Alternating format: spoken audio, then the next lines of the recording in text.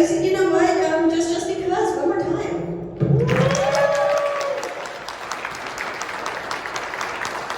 Because we all deserve it. Yeah. Welcome to Days Vegas. So happy to have you here for this run of the convention year. Okay, guys. So I'm going to begin this. I want to discuss and ask you guys how you got started in the craft of acting. Give me your acting journey. Long story. How I got started? Well, let's see. You want to go first, Gaylen? No, go ahead. Oh, okay. The first play I was in, I played a woman in a French play in French. That was the best one. But then, when I became an adult, then I trained in New York at the American Stanislavski Theater at ACT, San Francisco, American Conservatory Theater, and I was like a classical stage actor. And then, did some TV commercials and some TV, and then when this film came around, Romero came to New York, because I knew his then girlfriend, who became his wife later, Christine Forrest, because she and I went to college together. And that's how I got introduced to George, and he auditioned me, and everything was like history after that. He was a great man, George. What else you want to know? Is it on? Yeah. My first role as an actor, I played a chicken. So I can only go up, right? So I was taking, I was working with a literary magazine, poetry, and then I thought, oh, acting could be interesting. So I took classes, and I was doing plays in New York, and then I was in an acting class, and a friend of mine at the time said, they're casting blondes for this role, and this was Dawn of the Dead. And I never heard of George Romero. I didn't know anything about Night of the Living Dead. And but I had a resume, and a lot of the things on the resume I sort of made up because that's what she did. And it was years later that I was on a panel with George, and I said that, and George turned around and looked at me and said, now you tell me this? But we had a great time, and so I got the part because I did a monologue that scared George. The monologue scared him, and I think that made an impression. So when you guys were younger, like before that, did children you always wanted to be actors or performers, or did this kind of just develop later? No, I wanted to be a musician because I'm a pianist. So that was my life mission, was jazz, against the will of my parents, who were going to divorce me as a son, because they equated jazz with drugs and all kinds of things, and we fought a lot. But I still play. I can't really injure my hand, but that was what I was planning to do, but I did play with some jazz groups, and I went to jazz clubs in New York City, and the most famous club I ever went to was called Slug Saloon, and it's still there, and it's like a pure jazz club. And I was really young, right? And I went there the first time I was 15. You're not allowed to drink when you're 15, but the bartender, this big lady, she was so great. And she served me and my friend, and served us whiskey and vodka, and she didn't give a damn if we were the right age or not. My parents never did that. I went a few times, but that was my dream at first. Yeah. What about you? No, never wanted to be an actor, but I knew when I wanted to stop. Yeah. I remember that was when I was getting very wet in the creep show on the beach, and that's when I saw George sitting there aside, cross-legged in a parka, very dry, and I said, I think I want to be on that other side of the camera. That was that, yeah. Oh my gosh. What did you want to be when you were a baby, when you were a child? Ballerina, doctor, what? Yeah. All right, so let's go on to Dawn of the Dead, iconic film.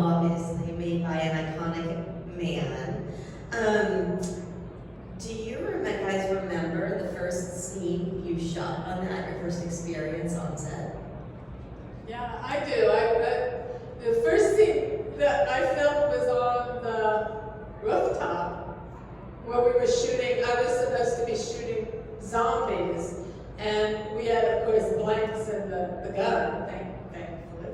And I remember, so George said action, and I was shooting this gun, and then I heard cut, and then Mike Gornick, who was the cinematographer, screamed and said, "Tell her not to point the gun at the camera." So that was my real lesson about blanks hurt. So I didn't kill Gornick, which was a good idea because the film went on. But that was my first moment in the film. Well, I think the first thing we shot was, we did all the exteriors first. Yeah. And on the roof, as Gaylen just mentioned, and with the trucks, and all of that. I think the first scene they shot was when the helicopter landed. We got out and it was freezing cold. I'll never forget that. I don't know if you remember Gaylen, but George had somebody give us ice cubes.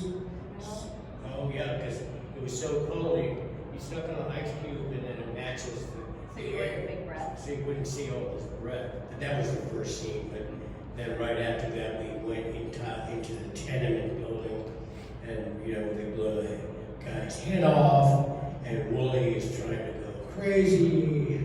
I jump on him, and that was quite interesting, I have to say. And then right after that, then we did the scene in the basement where all the zombies devouring and eating each other. You see these things in the script, but when you see it in person, it's a whole different experience. And I looked at George when we walked into the basement room where all the zombies were, and I said, "George, this is really disgusting." And he just grinned and went, "Yeah, I know." On the flip side, do you guys remember the last scene you shot when you had to say goodbye to this project? I think we did one of the last scenes was supposed to be my death scene. I think so. I can't remember, but I think I was originally George.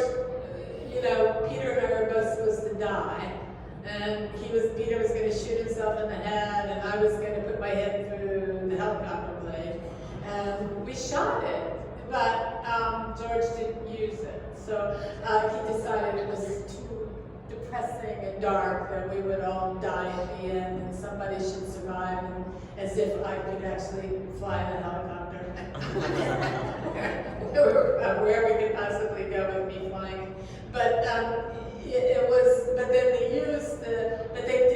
Savini did cast a mold of my head thinking that it would blow up in the helicopter, and then he used it for another effect somewhere else in the film. So nothing went to waste. The last thing, I'm not sure. Your death scene? Did you die last? Maybe that was the last thing. Did they film it chronologically like that? With the makeup, I think. Yeah. Yeah, no, you're right, actually. It was when Roger becomes a zombie, and that is happening, and Kenny's sitting there with the gun. And that was interesting to play that, to find some kind of reality, what is that in and out. I asked George to bypass Kenny being shot on the screen, because I didn't think it would be very sympathetic. And he decided not to, which I was thankful for. I wasn't parading my ego as an actor, I just asked him politely, and then he never did it. He never had me blown away in the screen. But it was fun doing that, it was interesting. So the makeup was, I thought, quite good for that. It was a bit different than everything else. You know how they did the makeup on that? Anybody? Who knows? Was it some sort of appliance that shrunk as it dried, so that's why it brought out the wrinkles on your face? Yeah, it was this tissue they put on. It was a solution, which I don't remember what the solution was. And then they would blow dry it over and over and over and over, and just shrank my skin. And then once that part was done, then they put the makeup on top. So, Gaylen, I want to discuss with you, in last time I saw you, I believe it was in Chicago, and I brought a special item for you to sign, a figure skate. You had a skating scene in the movie. Can you tell me the challenges of filming that scene? Well, yeah, the skating, in a resume for actors, you're supposed to put special skills. What do you do? So you add up everything you've ever did in your whole life, like, horseback riding and, makeup. So I put it, because I used to ice skate when I was 5 or 6 years old. So I put ice skating, and it was one quiet night at the mall, and I was sitting on the bench, and George came over to me and goes, we don't really have anything to shoot right now, but you ice skate, right? And I go, sure. So there was, at the time, a big skating rink in the mall. So he said, well, we're going to bring the crew down, and we're just going to have you skate around a little bit. And I went down, and I went, oh my God, I hadn't been on skates in 20 years. So I go down there, and there's a guy at the skate shop, and I said, you have to get me back on skates now and talk me through it. So you'll notice the scene has got music and without sound, and I'm skating around, but there's a guy screaming, look up, don't go there, don't go there, and keep going, and I'm thinking, and I remember George going, we got it, it's good enough. Like, liar! He got the shot. It's pretty eerie though. Yeah. Once it was all put together. Yeah, look great, good editor. Pretty That strange. movement did a great job editing, yeah.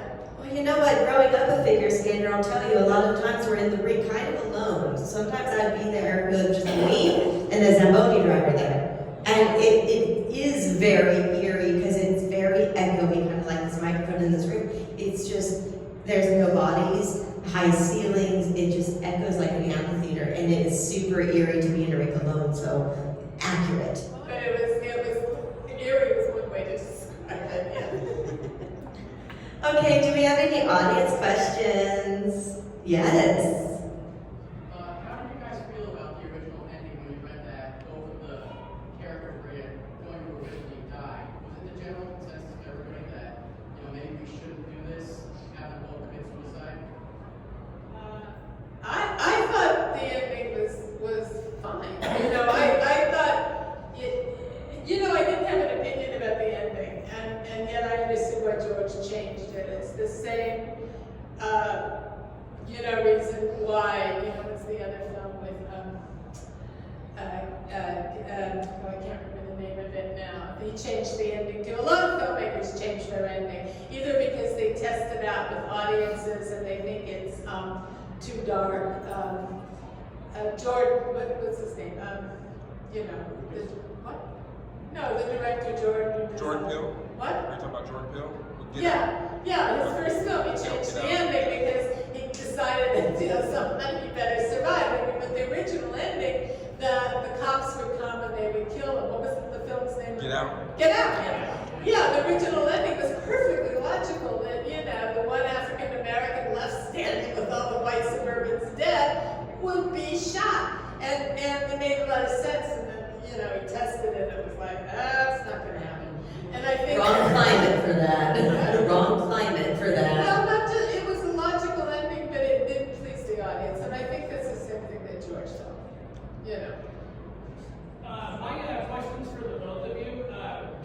What was your favorite particular scene that you shot on the movie, if you have a memory of that? Scott?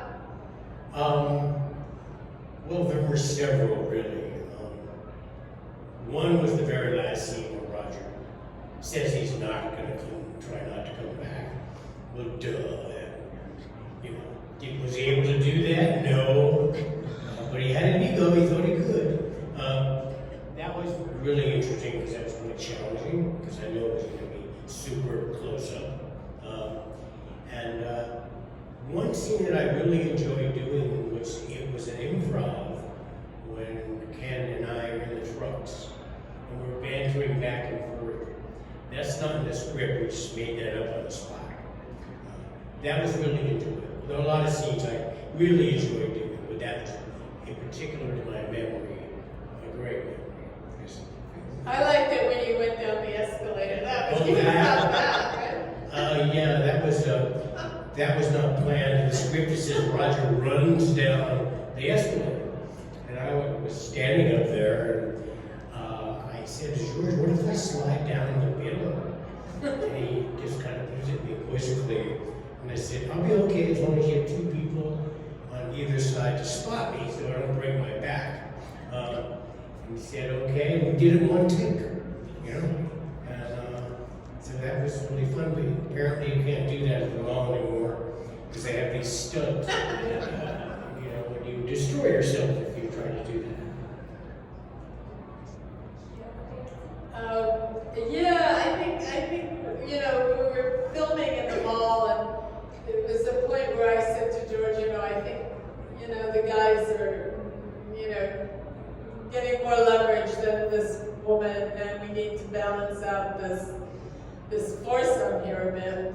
And so then George rewrote the scene where I come back in and do my bit about I would have made you all breakfast, but I don't have my pots and pans. And said I want to fly the helicopter, and then get all the guys eye rolling at that point. But yeah, I love that scene. And I like that George decided to give it to me. Do you either of you have a most challenging scene that you shot?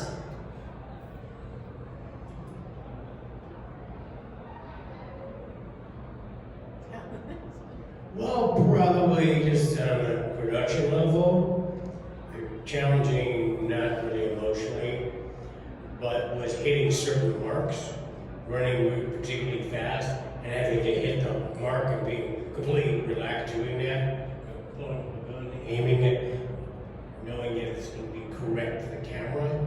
You know, that's a big concern you have as the actor, but you have to be present, you have to be alive, you need to be authentic and truthful doing that. So, you know, you work that out in rehearsal.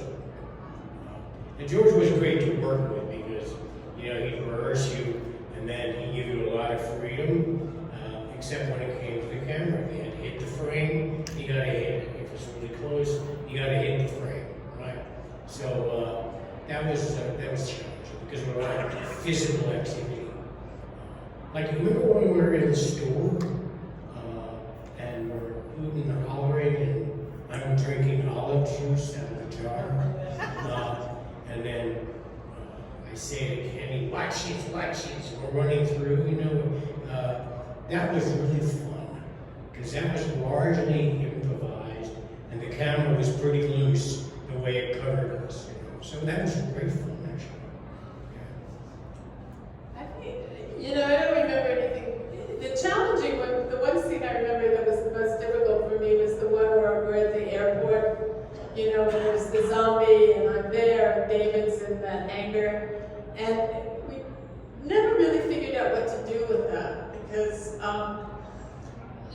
that was the moment she was just helpless, and David was supposed to, you know, his flyboy was supposed to save her, and I had a lot of problems with it because I kept asking George, what am I supposed to do? You know, what am I doing? He said, you don't have to do anything. You know, he's going to come save you. And I said, well, I'm not going to scream and I'm not going to cry, so what are we going to do? And I think, so it was, and then in the post-production, he put a few screams and cries in the same place later, you know, but that's what a director gets to do.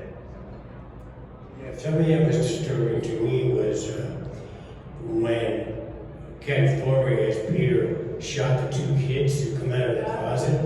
That was like startling. Oops. Is that necessary?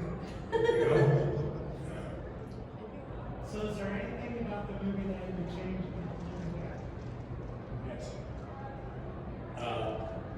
I don't think it needs a pie fight. Favorite. No, plot-wise, I don't think it adds anything. It's fun to watch. It's kind of really offbeat, but I don't think it really serves the story that much. If you want an honest answer, that's what I'm telling you. You can tell George that, he'd probably laugh at me. He's not alive, so. He's looking down. He's looking down. He's like, wait, what? He's just grinning like I think I would lose the engagement dinner. It was sort of a lose-lose all the way around. I would have gone out with Ken and drank the bottle over your grave instead. Yeah. You have one, yeah. So this one's for Scott.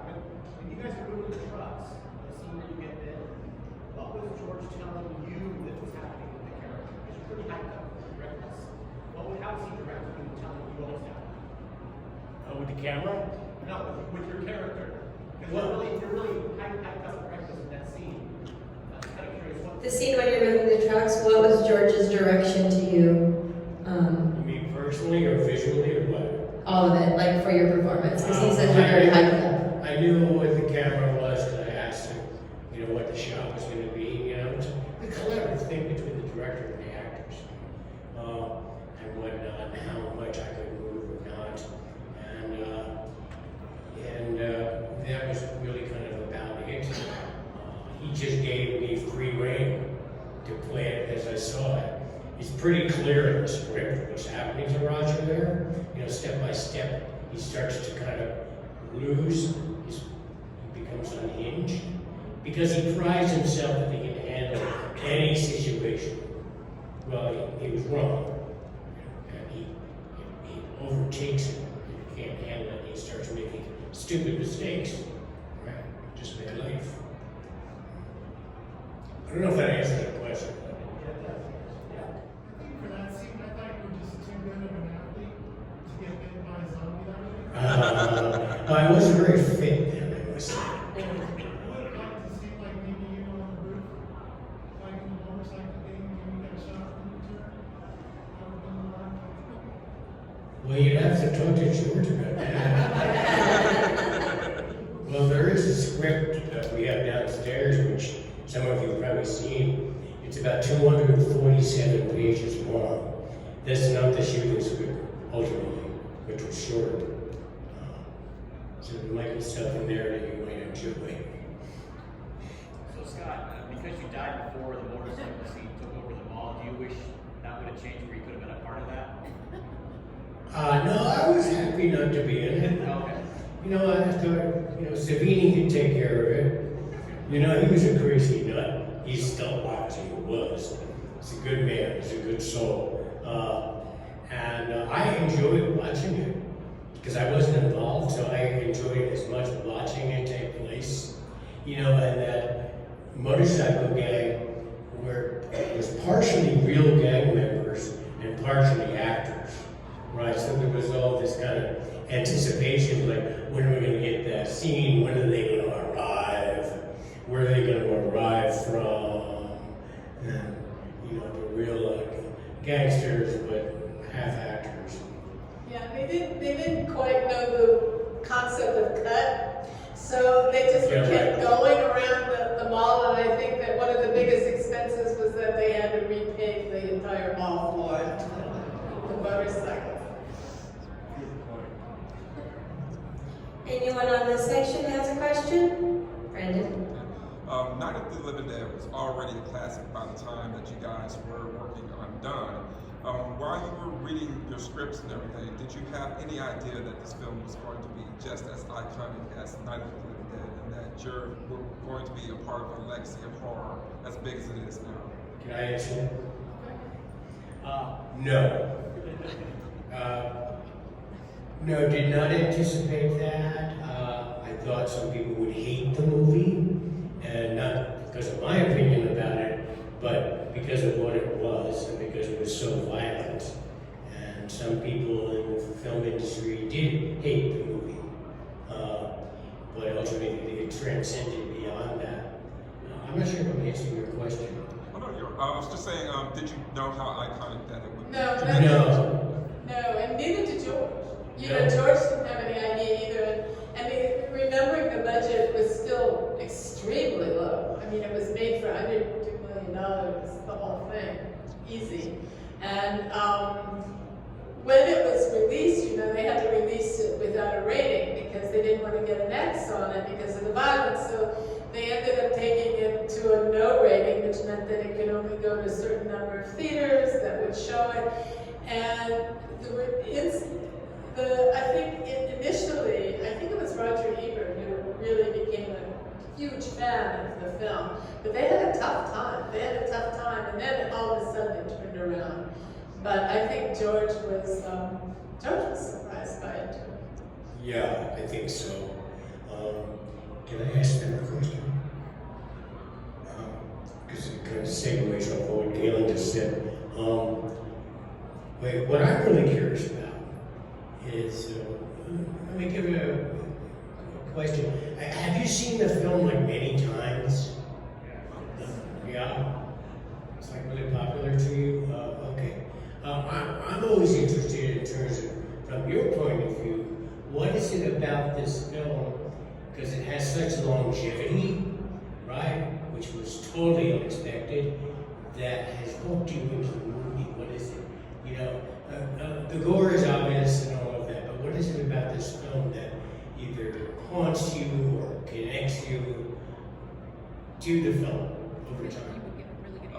For me, when I was a kid, I stumbled on Dawn of the Dead on television in the middle of the film as a kid. And I'm just seeing the mall setting, and it was right when the mall is getting breached by the gang and everything. So the zombies are let loose and everything, and it's just absolute chaos. And I'm just like, what exactly is this? But as a kid, I'm seeing you all run around in the mall, and I'm just thinking, wow, how cool would that be to just let loose in the mall after hours and just have, you know, my say-so of doing whatever. But that also ties into the fact of like, it has that social commentary about consumerism and how we all want to be able to have our say-so, grab anything in the mall and do whatever we want to. And you know, it's just the fact that it's a fun setting, great cast, a lot of things of that nature. But that's my opinion. Can you all hear him? Oh, okay, great. And you have one, right? Yeah. Okay, yeah. Mine's kind of like the same thing he said too, but also saying how it would struggle to like survive this zombie apocalypse. Because of course, maybe you're like in this big mall and yeah, you got everything you need, food, entertainment, all that stuff you need. But then after a while, the stress of it all just breaks you down and then breaks you down. So like, how much longer can you stay like this? And think to yourself, how longer can you last? And is death better or just trying your best to stay alive? So yeah, you can also tackle the psychological stuff. Interesting. Right, Sue? I found that out of all a lot of the zombie movies that I watched, this one is the most relatable to the characters, as they're played as people you can imagine yourself being. Everybody has their emotions that they show very well, and I think I relate to multiple characters at different times in the movie. I know I talked to you yesterday. I relate to you the most right now, and I just think you guys did a wonderful job with your characters. Thank you. I like that it's a time capsule. You can see all the shops from the 70s and Yeah. you won't find that anywhere else. You know, just thinking about that, you know, when the HBO series based on the video game was it? Last of Us. Thank you. Because if I look at my phone and Google the name, you know that? Do you know the episode where the two girls go into a mall, which was really an homage to George? They couldn't find a mall to shoot it. There was no mall that looked like it, and either they were very high-end or they were decimated, you know? So they had to spend a lot of money to create the virtual mall that you see. It is all virtually done. Just answer your question. Can you talk a little loud, real loud? Speak louder, please. Answering your question, the idea that rewatching this movie last week, I think one of the lines that really resonated with me this time around was that, you know, they said there's teams of bad guys. But in reality, it's a shit situation, and you guys are just trying to survive, and I find that interesting that, like, they would view themselves, or at least, you know, Ken's character would view himself as being bad, when all they're doing is just trying to find safe places to live. Yeah. I think it's just because the movie has a lot going on.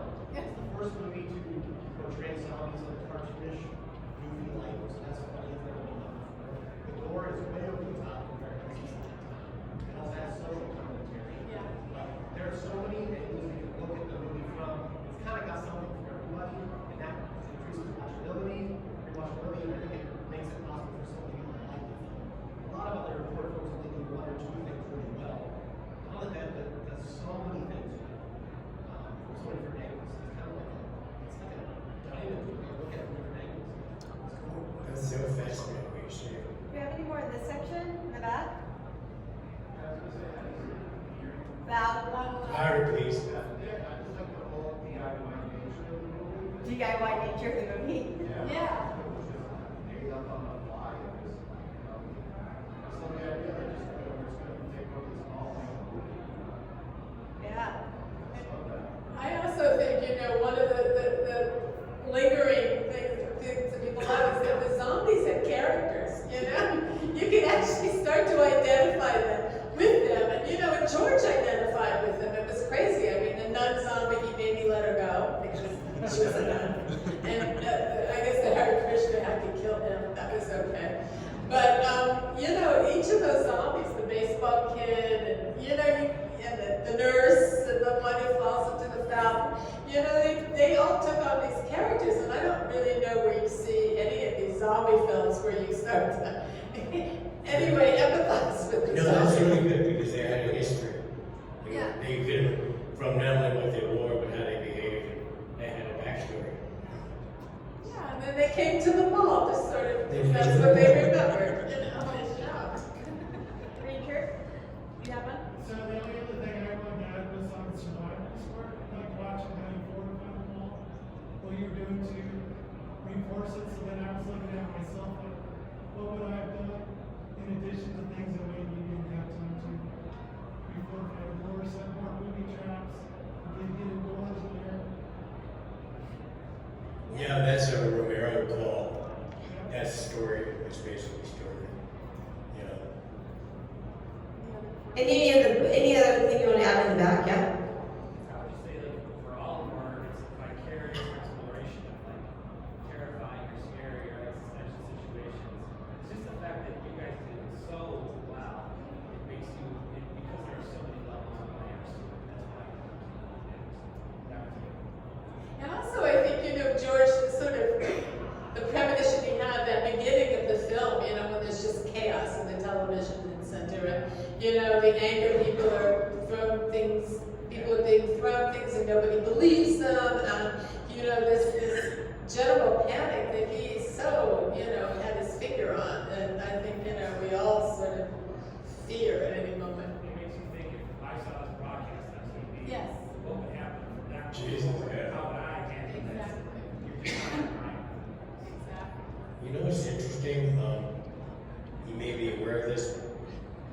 While we were shooting the film over this 3-month period, there was a article, a front page article in Newsweek that said the mauling of America, and then there's a subtitle I think is what's to come. Right? And it was kind of prophetic because oh my God, we're mauled over by malls. I mean that's what happened. George he had his own, really own views and vision of things. That was what made him such an interesting person, interesting man, and an interesting director. He was a very kind person. He also was, I would just add, and to what Scott said, he was a visionary in many ways. I mean, the film Day of the Dead, the one that was originally supposed to have been made, not the one that he actually ended up getting funding for, but the original big script that he had in mind, which was sort of zombies meet Blade Runner, this world that he created. The idea was that the zombies would just be kept as the working class. They became the third world for all of us as long as we fed them. And then everybody else, lived and prospered from that. And I think, he was, again, there was another sociological, economic, thinking that George had, and it would have been really, again, prophetic. Do we have any more audience questions? Yes. Sitting here nearly 50 years later, having been on a bunch of panels, and sitting here nearly You 5 went 15, years later, right? 15 years later, if you could send a message or a dialogue to somebody watching the movie for the first time to hype them up or be sentimental, what would you tell them? For somebody who's going to watch it for the first time,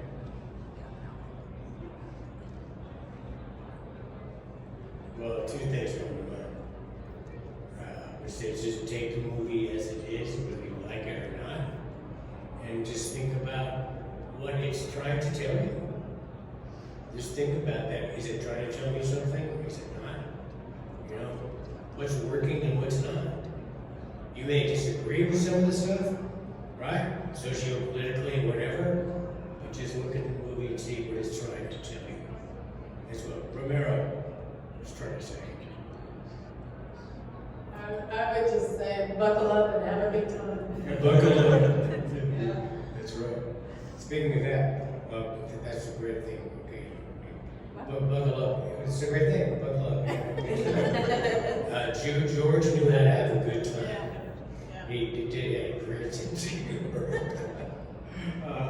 And he had a great sense of humor, and the nice thing about working with him is that he was very relaxed as a person.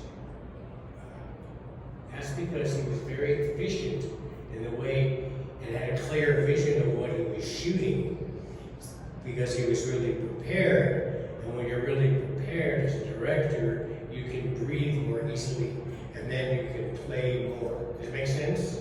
Yeah. And that's why he was so great to work with. Yeah.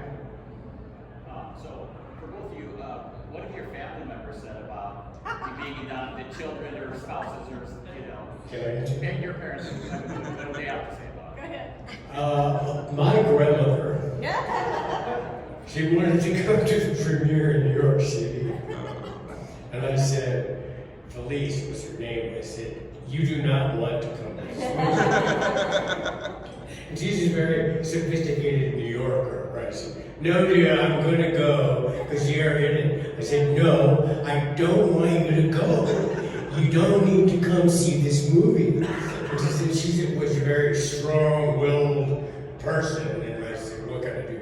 Anyway, so I go up in a cab with her. We get to the movie theater. We go in, we sit down, and then as soon as the guy's head is blown off, she grabs my arm and she says, I'm going to leave now. And I took her out to the cab. And I just said, I told you. That's funny. I remember when my mother was living in Indianapolis and my sister was, she made my sister take her, and I think my sister was going to kill me. But my mother sat through the whole film.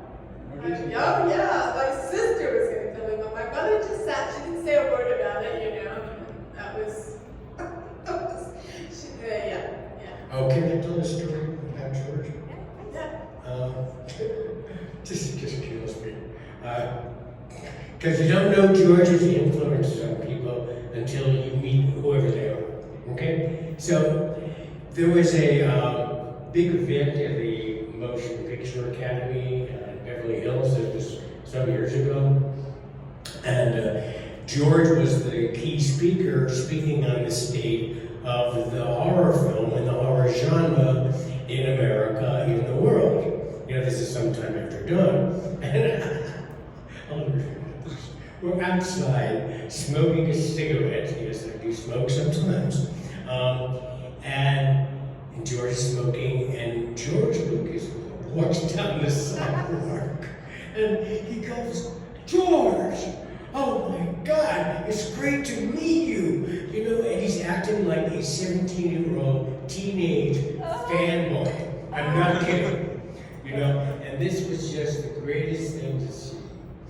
I'll tell you one more story like that. Please. About Ken Foray. Do you know anybody know who Bob Fosse is? No? I'm the only one?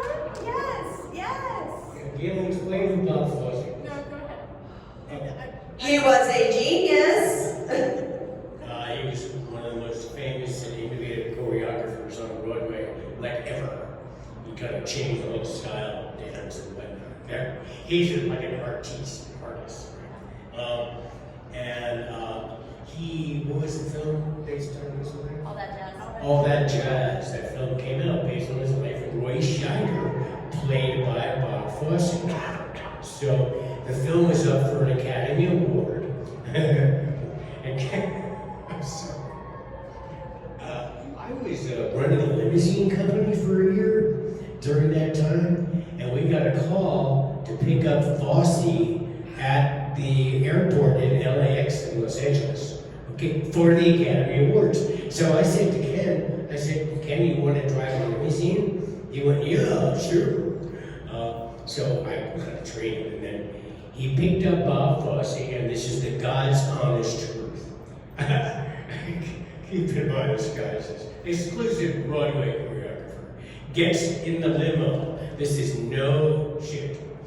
There's a glass door, a glass thing. Partition. He slides it over, leans forward, and looks at Kenny in the rearview mirror and said, "Oh my God, you were Dawn of the Dead. That's my favorite movie." Oh, wow. Swear to God. No way. And this way, I'm a Fosse girl myself, you know, studied and danced a long time, and so yeah, you that's never amazing. know. It's just crazy. Wow, I'm gonna have to ask Ken next time I see him about that one. Yeah, ask him. Oh my God. So tell me about that time you met Bob Fosse.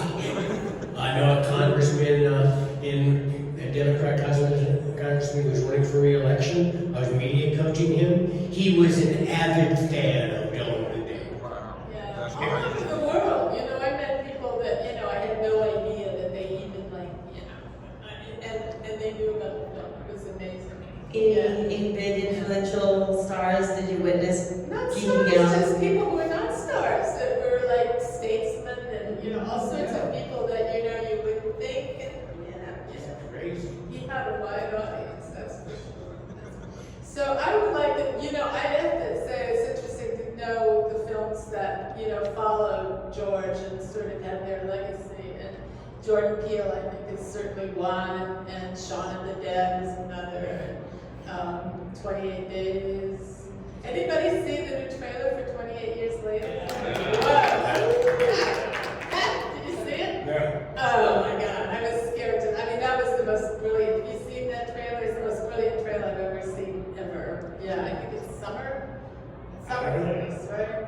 But I mean, those films, I mean, those stories, and The Last of Us, I mean, I don't think, you know, certainly Return to the Living, you know, all of those, but, yeah, they wouldn't exist without George. So to wrap us up, I want to talk to you, Gaylen. You have mentioned the last few times about Tina Romero's upcoming project. Can we talk about that? Give it a little plug, tell people what to watch out for, all that. Yeah, Tina Romero, George's daughter, had been developing a film script for quite a long time. I think George even had a look and you know, gave her some advice about it, but it was very much Tina's, and she filmed it. She got the funding and she filmed it, and it's called Queens of the Dead. Anyway, it's really going to be a great film, and I don't know when she's releasing it, but it's zombies and drag queens. And I don't want to give away any secrets because it's really different than what you've ever thought of, but she's got a great cast. A lot of really super actors are in it. I'm not going to tell you anything else, but if you get it, whenever it's released, I think you're... Put it on your radar. Make sure you know about it and see it and support her. Of course, obviously, you got to continue the legacy, right? Yeah, well, she went to NYU Film School, one of the best. You know, she's no dummy. Yeah. All right, everyone, please give it up.